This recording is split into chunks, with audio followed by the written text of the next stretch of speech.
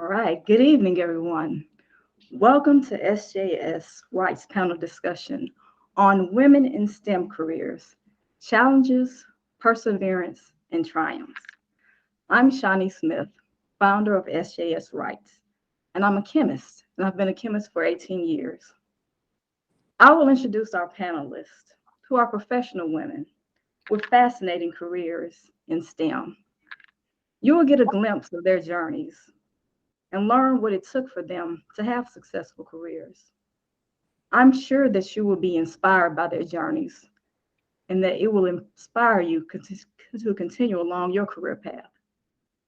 I'll introduce our first panelist.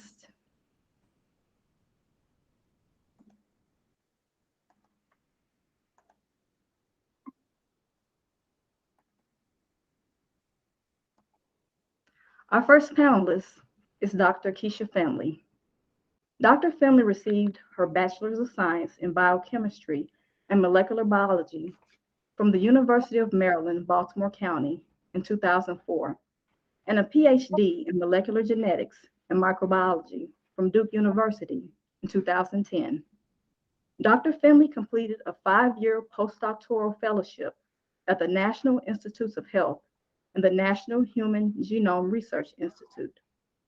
Her past research focused on characterizing the fungal microbiome that is innate to healthy human skin, and she also explored the role of the skin microbiome and the individual's physical and social environment in the onset and delayed healing of leg ulcers in sickle cell disease patients.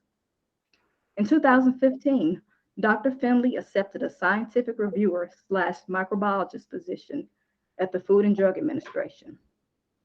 She has experience reviewing medical products in the Center for Devices and Radiological Health and at the Center for Drug Evaluation and Research. She enjoys spending quality time with friends and family, traveling, exercising, and inspiring and encouraging young minds. Our second panelist is Ms. Lauren Giles. Ms. Giles is a biomedical engineer in the Dental and ENT division of OHT1, serving as a lead scientific reviewer since joining the FDA in 2011. Ms. Giles received a Bachelor's of Science degree in biomedical engineering in 2009 from Georgia Institute of Technology and received her regulatory affairs certification in 2017. As a member of the Dental and ENT division, Ms. Giles has focused her career in the review of dental handpieces, dental operative units, and dental stereotaxic devices. Ms. Giles represents the FDA as a liaison for Subcommittee 4, Dental Instruments for both the American Dental Association standards for dental products and ISO TC 106 dentistry. Our third panelist is Ms. Shawn Batts.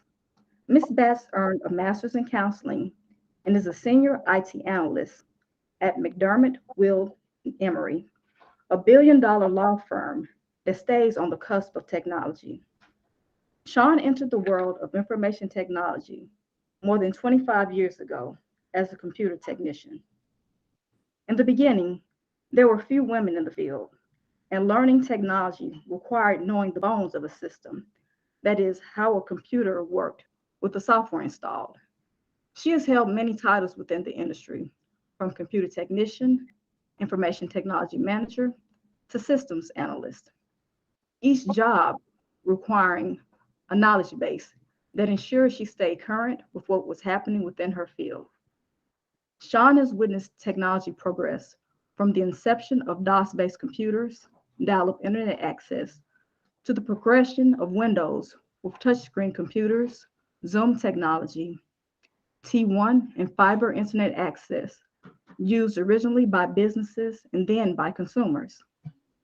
In addition, she has witnessed cloud-based technology implementation to mobile devices and the introduction of the metaverse using Oculus. Because information technology is constantly evolving, it is Shawn's responsibility not only to stay current, but to also explore newer technologies as they emerge.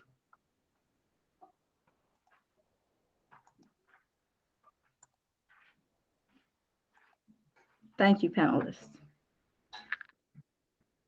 We'll begin with the first question. Who or what sparked your interest in a career in STEM? We'll start with Ms. Sean Betts. So when I started in technology, there was no title for it. It was the internet had not become the internet. So it was still very much in its infancy, and it was still very much used in universities and for the government. So I fell into it. My background is law firms, and I was on the path of becoming an attorney. And in doing so, um, we were starting to upgrade, so to speak, the computer system. And I was like, hey, that looks interesting. I think I want to do that. And so I fell into it. It wasn't a choice, you know. So I had the pleasure, I have the privilege of being in the right place at the right time. Thanks. That always helps. It does. Miss Lauren Giles. I also got into STEM very early, thanks to my parents. My dad is an engineer, so engineering and engineering concepts was a common conversation and topic within our household, and reinforced in school through science fairs and other projects throughout school. So engineering was introduced to our family through our parents very early, and that was reinforced with me. Originally, I wanted to be a veterinarian. That was my ultimate career goal, and my parents encouraged us to explore all types of career paths. And through exploring veterinary, I found that due to my disability, it was a very difficult path for me to take because it was physically challenging. And that gave me the fire to want to study engineering and understand what are how can we use technology and science to make it easier for people with disabilities to have a career in STEM or have a career that they choose and desire. And that's where leading into biomedical engineering came from, is engineering from my dad, and then the biomedical from my interest in understanding my disability and how that works within my desired career path. It's outstanding. Definitely, parents are influential in all our careers, and that your personal experience inspired you to pursue the biomedical engineering path. Absolutely. Thank you. Thank you. Dr. Keisha Family. So I would say my mom, again, kind of piggybacking on parents, because my mom was a nurse and she worked at Howard University Hospital for over 35 years. She retired maybe 4 to 5 years ago, might be longer now. I can't really keep track of time, but just being able to go to the hospital and see her patients that she worked with kids. So she was a peds nurse, RN. And so I was able to sort of interact with her patients to see her day to day and just how much they respected her and loved that she would, devote her life to making sure that they were taken care of while she was on her shift. And she was just very well respected by her peers. And so I was always interested in medicine. And my sort of initial thought was that I would become a medical doctor. Of course, as a kid, you're like, I'm going to be a doctor one day. Yes. I want to be the one making the decisions. And that changed. I don't know when, but I just realized I couldn't stomach the sight of blood. And I was like, I don't going into even nursing, because that's something my mom really stressed, like maybe pursue nursing. And I was like, I don't really know about that. I might pass out. So I decided to sort of, put those on the back burner and really start to pursue research. And so in high school, I did some summer, programs. I did some work down at Catholic University in DC in my junior and senior year. And then I also worked at USDA as a senior. And I think just having those experiences in the lab showed me that this was something I was interested in. And so when I went to college, I decided, of course, to major in the sciences. And I did research while I was in college, did research over the summer. And it was like the next step was to get my PhD. So it was like I was on that track once I decided that medicine and nursing wasn't an option. But I would say my initial spark interest probably started with my mom. And then I had a ninth grade biology teacher who was really good, Mrs. Oliver. I don't know where she is today, but she's awesome. And I think she really did help to sort of reinforce and continue to sort of encourage that need for asking questions, the curiosity that as a scientist that you need to have in order to really explore and to investigate questions and whatnot. So yeah, that was kind of my story, how I got started in the sciences. And That's cool. Yeah. Okay, the parental influence, and then also just really narrowing down what you really wanted to do, just from that prior experience, and then having your path being ordered then. Thank you. Our second question, really the coursework requirements to receive a STEM degree, often viewed as demanding and rigorous. So it's a three-part question. How much time did you spend studying? How did you balance your studying and your personal life? And then what do you do now currently to stay abreast in your field? And I'll start with Ms. Lauren Giles. Yes. So studying, that's an interesting question, because a lot of the coursework in engineering or any STEM field sometimes requires laboratory work or other coursework outside of the normal classes. So there'll be labs or other things, programming, computer lab work that you need to do. So I know a lot of engineers who are perfectionists and spend a lot of time in the lab, in the computer laboratory, trying to get things as perfect as possible. And that was definitely one of the things that I struggled with when starting with engineering is really spending a lot of time studying, a lot of time in the laboratory, trying to understand the coursework or the project that I was working on at the time. And how I kind of balance that. So I would spend a lot of time. We would be in class. I would spend a lot of time outside, and then just leave your couple hours to sleep and rinse and repeat. Once you learn that that's unsustainable, you learn to schedule in breaks, and slowly kind of carve that back to, okay, I'm going to take an hour break here, or schedule in time to speak with families, play video games. That was my main source of joy outside of schooling, was video games. So I know I'm going to meet with my friends at this time to play video games. So that was something to kind of break up the monotony of studying, and then to really understand that you can't do it alone. Really rely on your teachers, your TAs, and other people to try to help you when you're struggling. Because I've spent a lot of time trying to figure out a concept on my own, when if I would take what I know, bring that to a TA or other student, and really use that as an avenue to work through things that I was struggling with. So studying is definitely important. It's definitely good to have a balance, and how you schedule that is very important. For me, having a ledger of what I'm doing really helps me stay balanced and stay abreast. Reading articles. I love to read articles. The universities still have publishings or newsletters of any publishings that's going out. And working with the FDA, you're always kind of keeping an eye on what's going on in industry and with the regulatory side of it as well. So just being curious and just reading articles and sections that are interesting.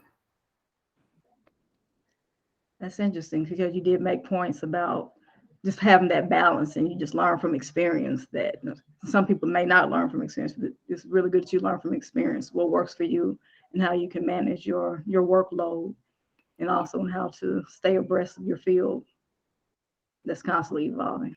Indeed. Thank you. Thank you. Dr. Keisha Family. All right. So where do I start? I went to UMBC. It's not a party school.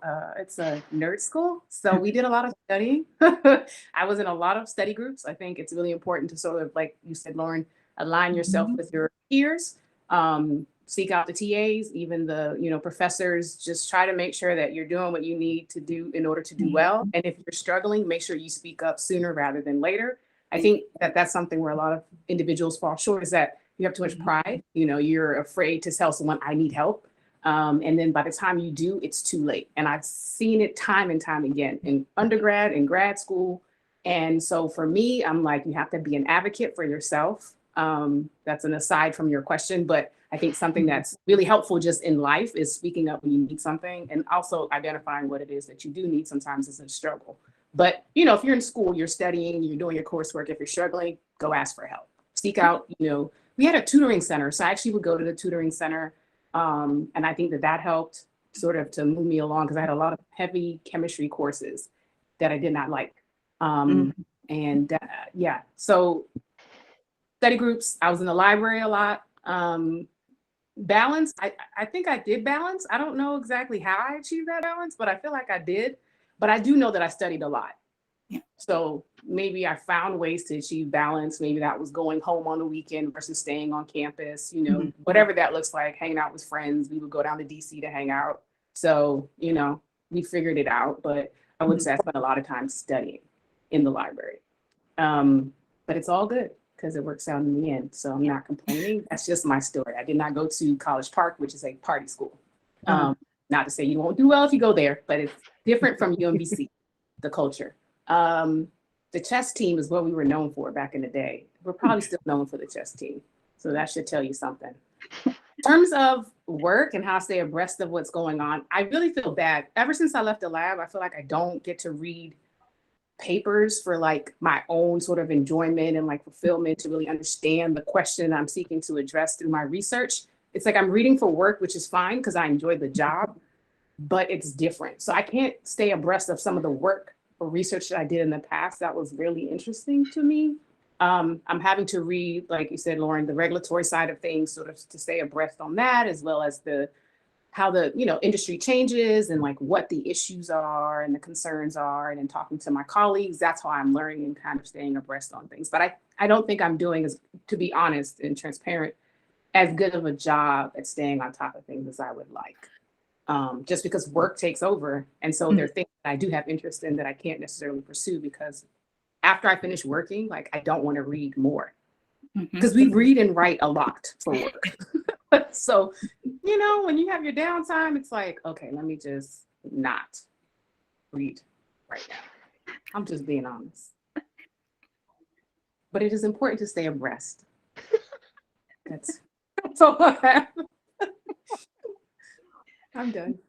Thank you. You just emphasized the importance of hard work in the very beginning. Yeah. Just where you can appreciate the fruits of your labor. Yes. Afterwards in your career. Yes. Thank you. You're welcome. Ms. Sean Betts. Oh my gosh. So studying in the beginning to learn technology, the book was probably as thick as the USC 15 code book. So when I stated, or when you introduced, I said that you had to know the nuts and the bolts. In the beginning of this journey, you literally had to know what equipment did what and how. You had to know algorithms. So I had to know 111,000, what that translated into. And so studying for me, it was a way of life. It wasn't study, it was a constant, because I'm the only female, and I'm going to add this one more little caveat in there. I'm the only Black female with a bunch of non-Black people. And they looked at me. Do you see this face? Do you know it? Because it was a constant test. do we give you this respect, or don't we? So studying, that was a way of life. It wasn't, I didn't consider studying anymore. It was just, you know what, I have to read this chapter because I have to know, because if I'm asked a question, I need to be able to at least say I know something about it. I don't always have the answers. I still don't have the answers. And I'm like you, Keisha, I don't want to read anymore if I don't have to.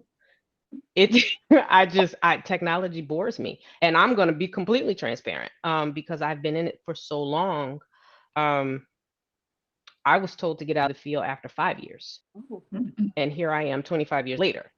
So, and that was, again, when you're talking about DOS, most people don't even know what DOS is. This is literally a black screen, and it's a yes. lot of coding. So that's what I had to learn. I had to learn coding, I had to learn algorithms, then I had to learn what is a hard drive versus what is this, and how does it work with this, because if something breaks down, I've got to know how to fix that. So there was, the balance for me was actually going to work, because then I didn't have to read. I could talk. I had conversation. It was like, oh, there's life, and I'm going to talk to you, and you're an attorney. Oh God, so it was just like, there was that was my balance. I didn't have a balance, and that went on for a good 5-6 years. So as the industry progressed, it started to become more specialized. So then it was, you have to pick what you want to study versus knowing every single thing. So for me, the industry opening up the way it did was actually a blessing, because now it's like, oh, thank you. I can step away from something and not feel the weight of this world, the weight of this pressure on me. Staying abreast in my field, I can't stay abreast in my field.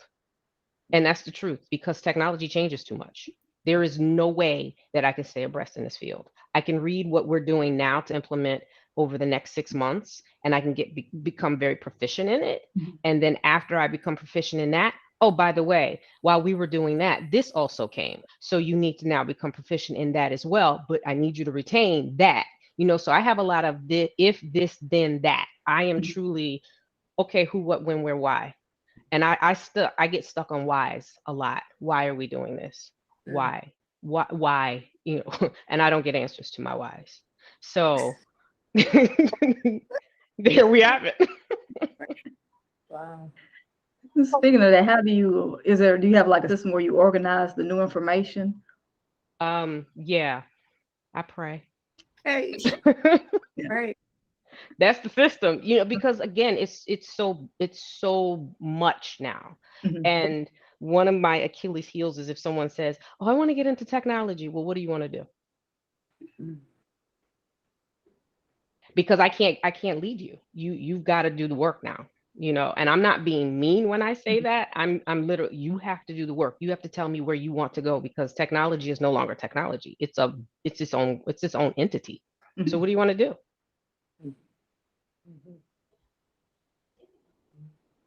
That's all I have. But please go to technology, people.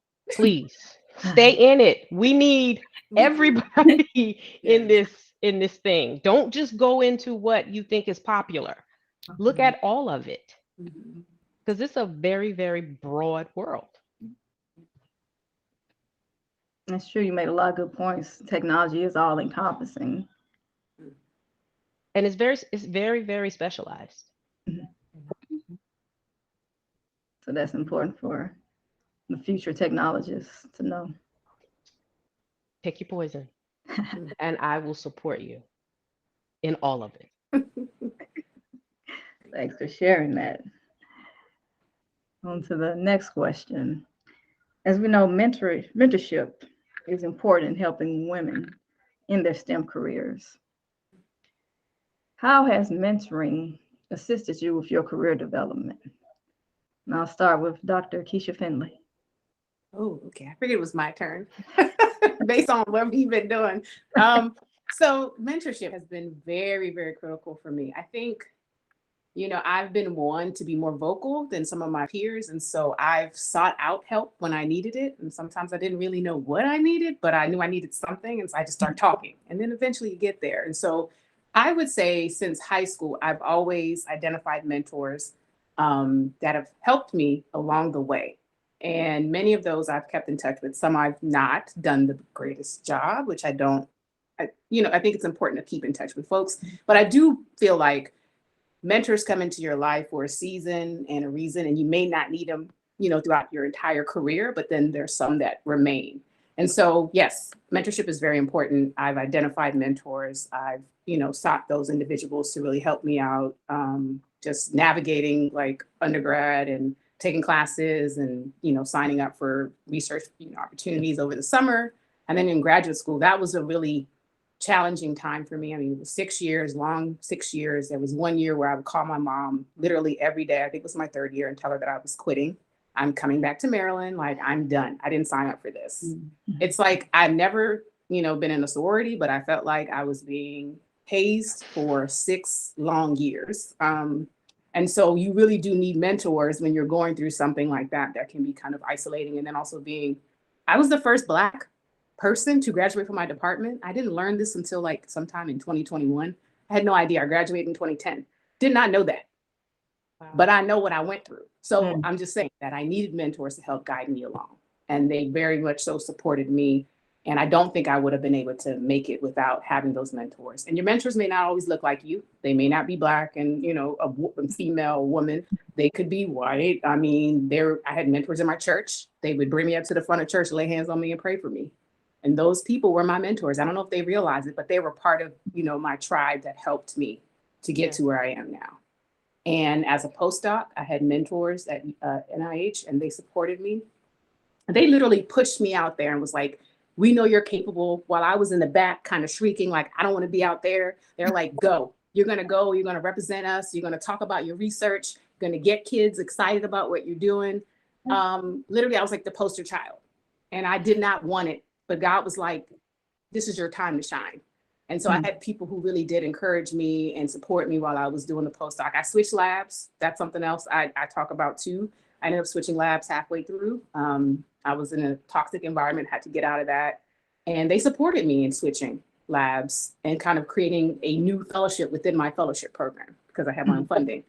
So I definitely have had mentors along the way. There's one that I still keep in touch with. I went to her house early this month and they celebrated my 40th birthday, and like, it was just really nice. So like, you have these people that do become family and you don't even realize it. That's why I said some mentors kind of hang with you for a really long time, a lifetime, whereas others are there for a season and a reason.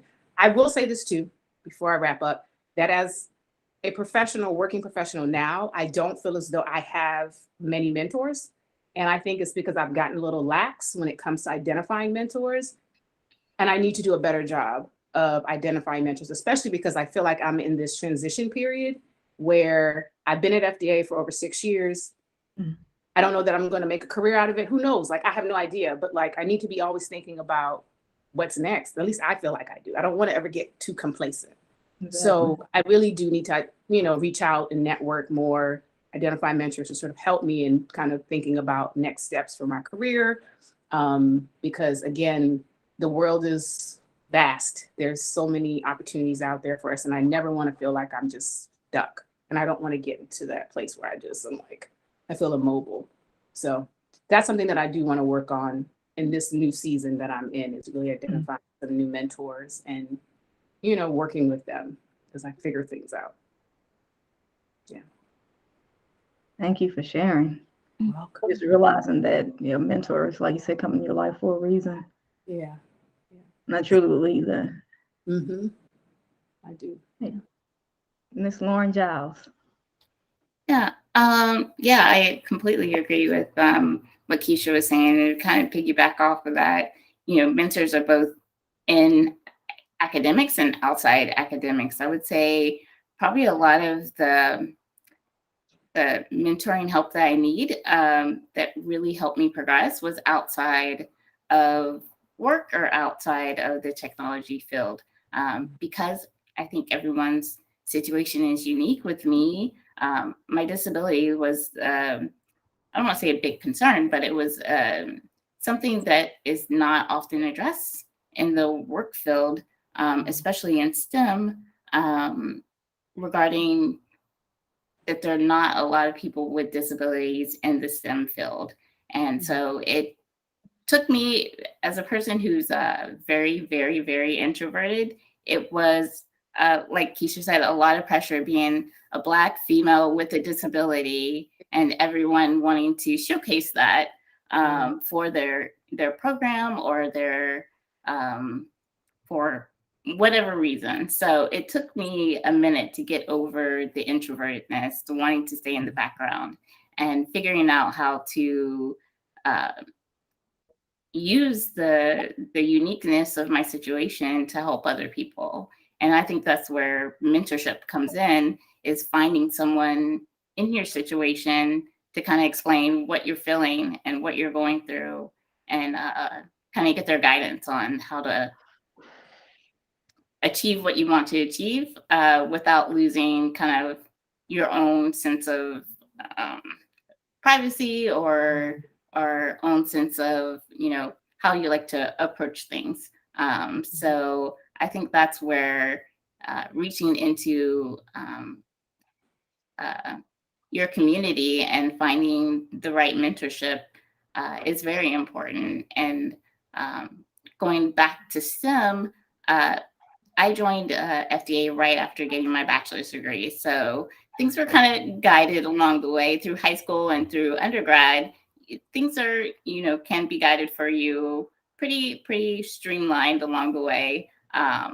So jumping into the workforce immediately after getting my bachelor's degree was very difficult to begin with. And having a mentor assigned to me at work was probably a big resource for me, that I had someone I could go to for one-on-one advice about what the job entailed. Feel like I can ask the silly or stupid questions that are actually, you know, questions that need to be answered. So yeah, having both work mentors, STEM mentors, but mentors that just have been in your situation and can give you some direction is hugely important.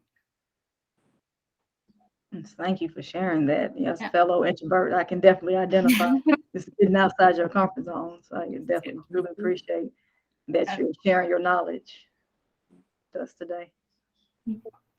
Miss Sean Betts. Oh, well, um, I was fortunate that the young lady who gave me my first job, my real job at the law firm, actually became my mentor. And she was, I told her later in years, because she's now my children's godparent, godmother. And I told her later, maybe about 10 years ago, I said, you know, you almost gave me a nervous breakdown, right? Because she was harder on me than any man could ever be. And she was a perfectionist. She is a perfectionist. But she wanted you to get it. And it didn't matter by hook or crook. She wanted you to get it. And I appreciated it. I appreciate it now. I didn't appreciate it while I was going through it.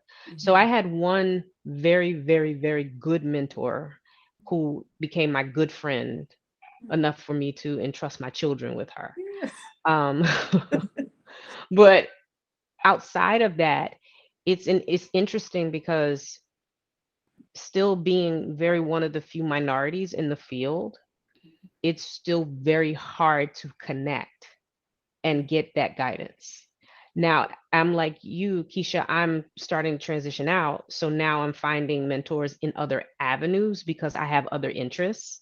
But as far as technology is concerned, I'm finding that I'm more of a mentor than I ever have been a mentee.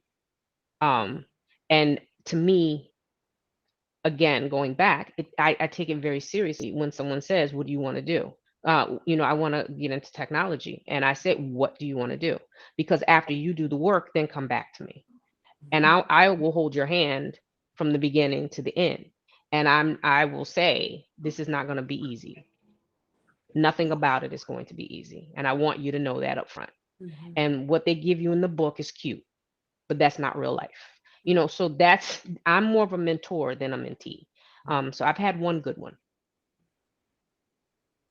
Thanks. Thank you for emphasizing the importance of like mentorship is not always roses and sunshine. It is tough, but their toughness is for a reason to get you better prepared to succeed in your career. Thank you for that. I had gone over a question, but I want to go back because I think it's very timely. So, was there ever a moment during your pursuit of a STEM degree that you considered giving up? And if so, who or what influenced you to persevere despite the challenges? We'll start with Miss Lauren Giles. Yeah, it was there was definitely a couple times that I thought I chose the wrong career path. I would say I went to Georgia Tech, which is a primarily engineering school. It's known for its engineering program. And the BME, the biomedical engineering program, was relatively new and highly competitive. So it was very challenging, again, as an introvert, to try to get over asking questions, not get over the fear of asking questions and not understanding everything on my own. So I would say the first year, not so bad. You're just going through your basics. But when it got to the second year, where you're starting to do lab work, where you're starting to really understand what the core classes are for BME, and me not asking the right questions, really led to me struggling and overstressed in making sure that I understood the coursework, trying to be a perfectionist and trying to keep up with everyone else in my class, who seemed, from my perception, to be getting it easily, no problem, able to go to the lab and completely run the experiment with no problems. And I realized that that was because they were willing to put themselves out there and ask questions and go to the TAs or the teachers or to their mentors to figure out to make sure that they're best prepared to put their foot forward, and if they're not getting it, why and how. So before I understood that aspect of schoolwork, I really thought that maybe this isn't for me. My mom's on the kind of finance side. She's a tax person. I thought maybe that might be something that I should have pursued that side of the career force, instead of something that is very much physical. It can be physical in the lab work that we're doing, as well as it's a very highly competitive field. So how I came over that was really lots of long nights of crying and breakdowns and trying to problem solve what's going on, what's going wrong, and how do I fix this. So after talking with my parents, talking to other students who were in the same situation as me, as well as looking to those students who are succeeding and why are they, speak with them, see what they're doing, and emulate. There's nothing wrong with emulating other people until you figure out what works for you. So that really helped me say, okay, I am an engineer. I am a problem solver. I love everything about science. I'm not going to let the fact that I can't get out of my own head to stop me from doing this. So problem solving, realizing this is a career path that I love, and figuring out how to reduce that stress and problem solve what I need to do to stay in this field. Thank you for sharing that, because I know I'm a professional student, think I have to figure it out myself, but for you to just have that perspective, like, okay, let me see what somebody else is doing. That's outstanding. Mm-hmm. Dr. Keisha Family. I have two moments. I'd say one was undergrad, and it's not that I wanted to quit at that point. I think I was just frustrated. It was probably like my junior and senior year. I felt like that's when the classes sort of kicked it up into high gear, and I was like, well, wait a minute, what's happening? And I remember I was interviewing for grad school, and I told one of my professors, I won't say which class, hey, I'm gonna miss the quiz. I'm going on an interview for grad school so I can get a PhD, just like you know, you can be like my idol one day. And she was like, yeah, you're just gonna have to drop that quiz. And I was like, but I'm going on an interview for graduate school. Like, that's the next step, right? Like, after I finish up here, like, shouldn't you allow me to like retake it? And she just would not bend. And I just remember being so frustrated. Like, do I really even want to do this science thing? Like, is this how like the attitude of people in science? Like, I don't understand. I'm trying to go to grad school. Like, I think I'm doing the right thing and I'm not being supported. So it wasn't like I was like, I'm quitting. But I just remember being super frustrated and like very upset that this professor who has a PhD was not supportive of a student who was wanting to also apply to a graduate program to get their own PhD. So that was a moment where I was like, I'm not really sure what's going on, but I guess it was sort of giving me some insight into how graduate school was going to be. And I didn't really see that then, but hindsight's 2020. So I mentioned earlier that during my third year grad school, literally like every day I remember calling my mom, like, I'm quitting. I'm quitting. I'm coming home. Like, I'm done. I don't want to do this anymore. And she was like, you are closer to the end than you are the beginning. And I'm like, how do you know? I don't know when I'm going to graduate. It takes people years to get a PhD. And she's like, she would just keep repeating that same line.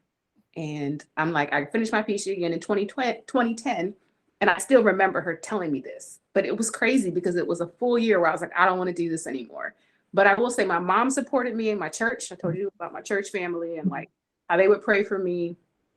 My brother was also in school at the same time and we lived together. So his support was a little different. It's like, you know, brotherly support, which is more like, you need to get this done versus like, you know, massaging you and kind of trying to nurture you along. Like, it's like, you got this. And I'm like, I don't know if I can do it. But I had support. And even within the lab, some of my lab mates were really supportive and like knowing that we were all going through this together was encouraging. And, you know, we did encourage and like support one another along the way, just because we all knew that this process is tough and like nobody tells you anything about it. Everyone's like, just go get your PhD. It's amazing. It's going to be great. But then when you get into the program and you're like, this is what I signed for. Oh my God. So, but yeah, I definitely had support from others, so that did help. But I had a few moments, I'd say, where, especially in graduate school, I was like, I don't want to do this. Especially even towards the end, when I was writing my dissertation, I wanted to quit. But I was like, I love that. Like, you cannot quit now. Right. You're really at the end. So, yeah. But I'm not a quitter, so I didn't quit. But I really, really, really, really wanted to in my third year. Yeah, definitely. Thanks for sharing that, because I know a lot of people feel that way. And it's all, like you said, it's always when you're close to the finish line, that's, you see all the obstacles being thrown at you. Right. Mm-hmm. Yeah. The way to go for perseverance. Yeah, God's got me, really and truly. Yeah. Miss Sean Betts. I wanted to quit last week, but I didn't. So it's like, what's Sean gonna say? For the first 6 years, I was good because I loved the field. I loved learning, and because I was so immersed in it, I had one situation where I didn't want to quit. I just felt like I wasn't good enough being amongst my peers. And that, you know, like Lauren said, you sometimes you get in your head, and when you're in your head, especially in this field, that is your biggest downfall. And so I had one guy, was this older white guy who looked like Santa Claus, and he was not the nicest person. But I didn't know until later that he actually liked me, or he respected me. And that was important because he was very knowledgeable. And I remember just kind of saying, you know what, I'm over this. I'm done. You know, like, I'm just done. And he told me, put your big boy pants on and do the work. Oh, okay. Oh, okay. Fine, but I'm a girl, you know. So that's kind of how I tell you, you know. So that was it. I never I want to quit. I want to quit now because of the people that I work with, not because of technology. Work. Yeah. So and I think we should differentiate that. There are times that you do want to just give up, but why do you want to give up? Is it just in technology, the technology aspect of it? Is it because it's just so much, or is it because you don't feel like you have support, or is it because you just don't know, or you're not asking the questions? Regardless to what question you ask, it's the right question. There is never a dumb question. It's always the right question. I don't care if you say, how do I scratch my nose? That's the right question for that moment. And so that's what we're gonna tackle that. So I've been frustrated, like you, Keisha. I've been extremely frustrated. But I never wanted to quit until after I came out of the storm that I didn't even know I was in. Yeah, definitely good that you touched on the fact that help can come from unexpected sources. Mm-hmm. Mm-hmm. All right, our next question. What is your greatest career accomplishment to date? We'll start with you again, Ms. Shawn. It's quick. Knowing that I have respect from my peers. That's an accomplishment, especially being a female. They know my name. And in a law firm, it's a small community.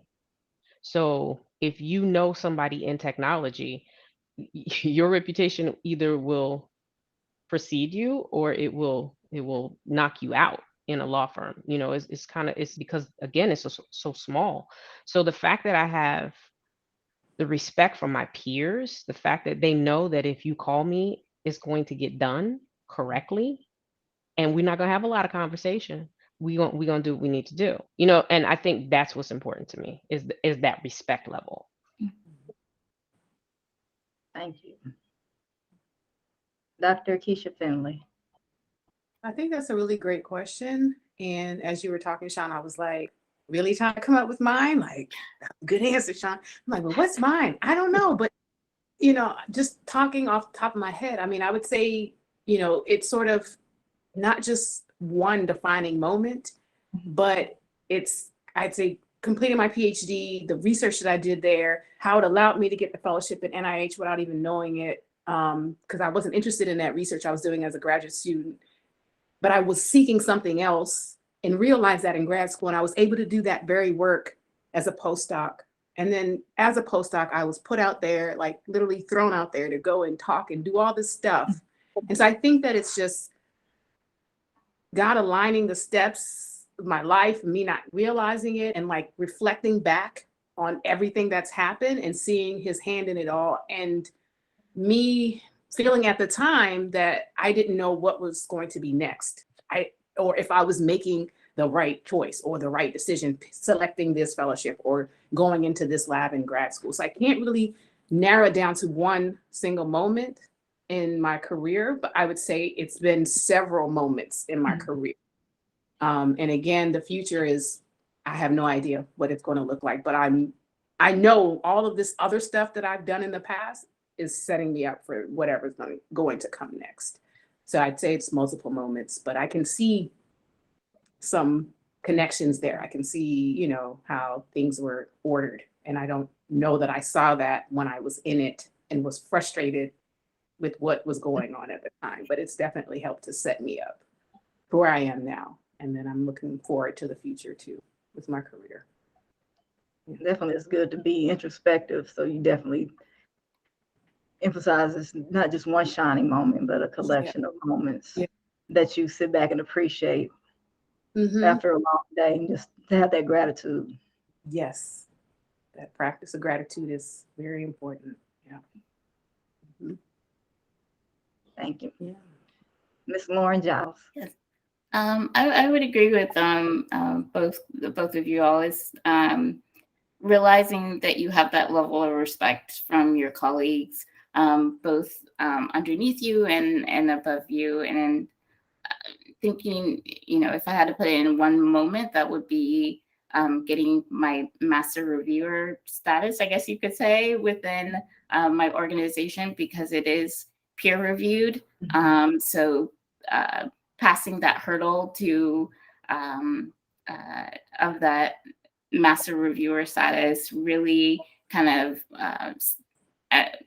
put in my mind the work that I've done with my organization over the past years has gained the respect of both, my colleagues, as well as the work that I've done. Hopefully, has had some impact on our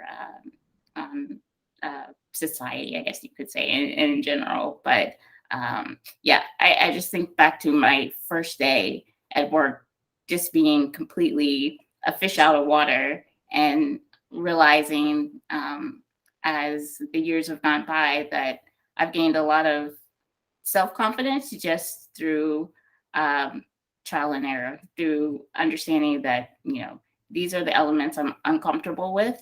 And again, mentors saying, you've got to do it. Here you go. We've gone through it a couple times. You're on your own now to figure out how best you work through these scenarios, and then realizing now that they're leveraging my skills to be able to teach new people who are coming into our organization. So I agree. It's just that level of respect and that realization of how far you've come throughout your career, in your own self-confidence and your own growth, and realizing that you can speak up for yourself and have that. In the beginning, you don't feel like you can, you don't have much to push back on, but now that you've established yourself, you can really say, this is what I think we should do, and actually have that opinion be heard. Yeah. Well, thank you for sharing that, just the importance of that self-reflection, and just like you've all said, where you are now and how far you've come. And then now, Lauren, you said you're able to be a mentor to others. That's very important. Just share with them your lessons you've learned along the way. And our last question. Women now comprise 27% of the STEM workforce, and it's up from 8% in 1970. And although the number of women in STEM have increased, they're still underrepresented. What do you think needs to be done to increase the number of women in STEM careers? We'll start with Dr. Keisha Family. Okay. So that's a really good question. I think it's a big question, for lack of a better word. I think there are many sort of elements that would be needed to increase that pipeline. I think as a woman and a woman of color in STEM, I am a double sort of minority in the field. And so my issues may be different from my counterparts because they're not a woman of color. So I think, when we think about the academic side of things, you have people who are in positions that don't want to retire. And so it's really hard for people to even apply, right, for these faculty positions. Maybe things are changing. I've been away from academia for many years now, but I know that was the case when I was a graduate student and also postdoc, that there weren't positions available because men, especially white men, are in these roles as, professors, and they don't wish to retire. Mm-hmm. So that's an issue, I think, is, you want to increase the pipeline. You also have to have opportunities for people to actually fill these roles, right? We're serving as mentors in our own right. And I think that has helped to sort of increase diversity in the pipeline. And I can see some of the individuals that I've mentored in the past, they've gone on to get their degrees and they're working in academia, in government, industry, and so they're doing well. But I just don't know.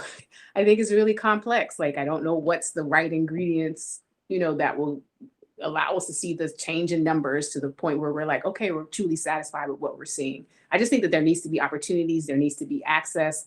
Everyone needs to have access to the knowledge or the opportunity to really learn about what opportunities are out there.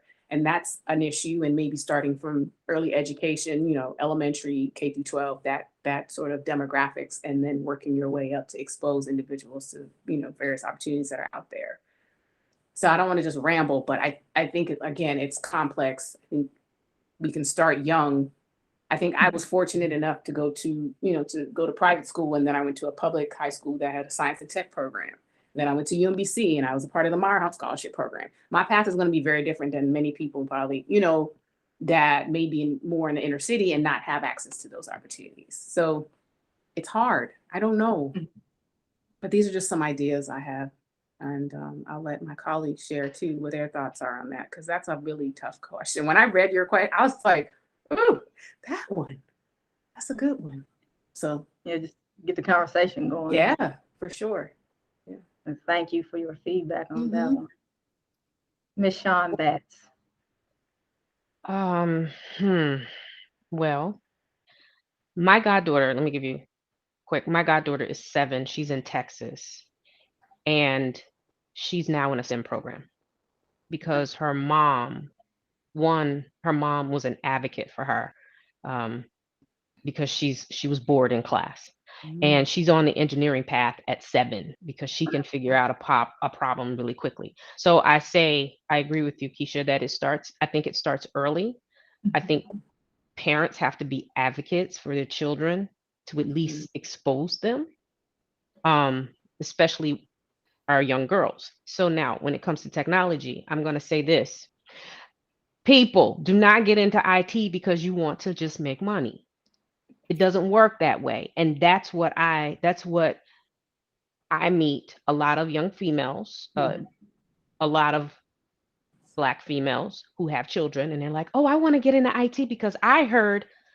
No, you get into it to get exposure, but you have to know. And again, I will always stress, you need to know what you want to do, because you have this fallacy that you're going to just come into this field and just make a lot of money. So I think conversations need to be had, especially with our girls. And I think the exposure needs to be had. I had actually thought about trying to put something together so that, we could get girls from elementary up into high school to just expose them. But I'm going to be honest with you, I was tired. So it just kind of fizzled, but it's not because I didn't want to. And I have gone into high schools and talked to young women and like, why aren't you in this field? What are your questions? Talk to me about it. But then I also think sometimes that I'm not the right mentor because of the mentors that I've had, because they were very nonchalant to the fact, matter of fact, so it is a very broad question. I don't know that I have an answer either, other than when I see a young lady and what you doing with your life? That's that's how I started. What you doing with your life? Well, did you think about this? I mean, I suck at science, but did you think of you know what I mean? So I don't know. I don't have an answer for it. But I think that your answer is great, because we can have all the programs in the world, I think, but then you actually need a personal touch, somebody that that's in the field that you can talk to, and they can tell you about it. So I think that's a good approach also at the individual level. It has to start somewhere. It does. Right, Miss Lauren Giles. Yeah. I would agree with John. I think I don't know if there's maybe a misconception that STEM is very, very narrow field, but it is very broad. There, you really have to understand within STEM. There's so many different paths that you can go down with research, working for industry, working for the government. There's so many different pathways that you can go down with STEM, and early exposure to what those pathways could be, experimenting with different avenues, and just exposing as early as possible to what can you do with STEM. I think is important, which I don't even know what all the different career pathways are with STEM, because again, I was exposed very early to engineering through my parents, through my dad in particular. So I think just having that early exposure, if possible, exploring what you can do with STEM. But yeah, that's really difficult, how to get more women involved in STEM. But I think that early exposure and understanding whatever field that you like, there's a STEM program for it. That's true. And definitely, I think the take-home message with that is, like you all said, the parents have to be the advocates and get involved at a very early age. And then I also think that as a society, we need to continuously fund those programs so they can keep going, and even have the follow-up, and whoever participates in the program can possibly go back and mentor other kids. Mm-hmm. That's just some of my thoughts regarding that. I also wanted to add one more thing. I was going to say, I think having women in these positions of leadership, that you see, and, if possible, even identifying a few of them as mentors to sort of help bring up the next generation. I think when you go into certain environments and you don't see that diversity represented, it's harder for you to feel like, oh, I can be in that, that role. And there are people who are sort of like very goal-oriented minded, and those individuals are like, I'm going for it, and like there's nothing that's going to stop them. But for some of us, it's not that easy, right? For us to be like, I can do that too. And so I think just having more representation at the top may help as well, so that when you go online and you look up this, organization, you see like, oh, it's a few faces in there that like kind of look like me. Maybe I could try and do something like this. So And just and to piggyback off of you, Keisha, and it's interesting that I don't know about science, because again, I was not good in science. I like dissecting, but that was about it. So I don't know what that tells you about my mentality. But but there are programs that are free, that it doesn't take a lot. You can go on Microsoft and get a cert, or you can get the classes for free. Google offers free coding, and they do mentorships for free. oh wow. So it's not that it's not obtainable. It's just that sometimes you just got to do a little bit of legwork. But there are things that are free, so you can do it. Mm-hmm. I mean, that's it. You can do it. Yeah. Definitely. Thank you all. We've reached the top of the hour. This conversation has been very engaging, and I appreciate you all taking the time. And whoever listens to this will be truly inspired to continue the path, or if not, discover the path of a STEM career. I just want to say thank you for introducing me to some very, very beautiful Black women in science. Yes. Likewise. Because I did not know. No, that's not true. One of my good girlfriends is engineering something. It's just too many words for me. But I appreciate seeing people in science, because if you were there when I was in school, maybe I would have liked science. That's true. We could have been studying in the same study group. You never know. But see, IT stuff, that's computers out of my space. But I wish I had appreciated it more, honestly. I wish I'd have done more in that space. So yeah, it was nice to meet you all. But I know I just haven't seen her in a really long time. Yes, Definitely appreciate the conversation. Thank you. It's a reunion, and I just thank you again for joining. All right. Well, take care, everyone. Take care. Thank you. All right. Have a good Bye. rest of the weekend. Same to you all. Bye. Bye.